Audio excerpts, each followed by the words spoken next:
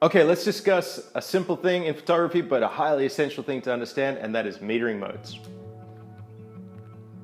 Okay, so you've got your camera. Now you're ready to get out there and shoot your photos, and you're looking through the viewfinder and you can see the little light meter and things going on, and you're not exactly sure which metering mode you should be in because there are a few.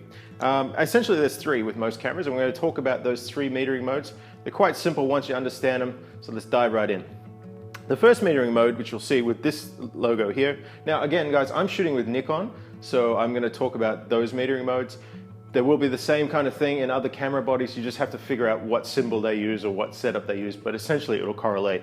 So the first one we call matrix metering, which is basically going to take sort of a meter of all the light throughout the entire scene and give you an average exposure. It's the closest thing you'll get to what you get off of, say, an iPhone or a point and shoot camera, things like that. It's basically like auto light metering. So it's going to take the average of the whole scene and give you a nice general exposure between your highs and your lows. The second one you're going to have is this one here. It's got the parentheses with the small dot in it, and essentially that's what we call center weighted. So it's going to basically meter the center of the image more heavily than the rest of the image. So it's really going to focus on the middle of the image and sort of try to expose correctly for that area.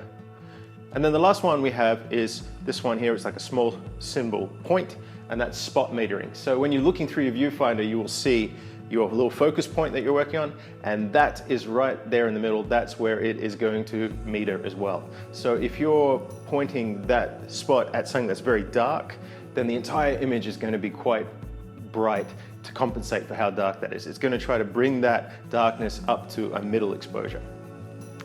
That's it, basically. That's the simplicity of metering modes. You don't really need to dive into it more than that.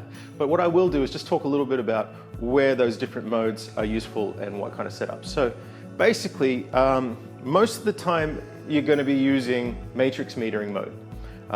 Because if you're shooting, say, landscape shots or just general outdoor shots, things like that, the lighting is, you're going to want it to kind of like balance out and not be too blown out in the highlights or too dark in the shadows. So most of the time we're going to use matrix metering for just your general everyday shooting.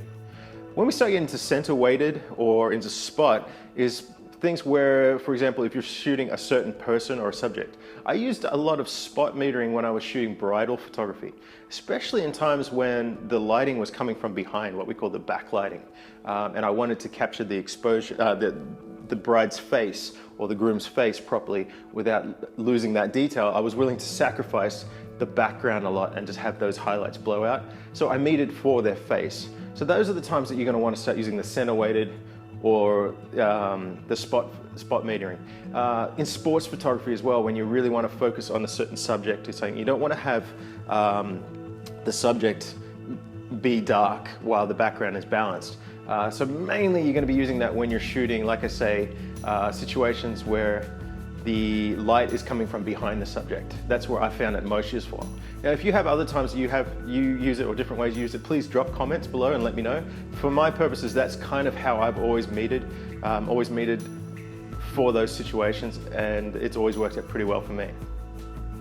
Now, just a little side note, while we're here talking about metering modes, one thing that you can use, which is common on all new cameras these days, is this little button right here. It's a plus and minus, and that's exposure compensation. Now, while it's not technically part of metering, it's something that I do use in conjunction with my metering.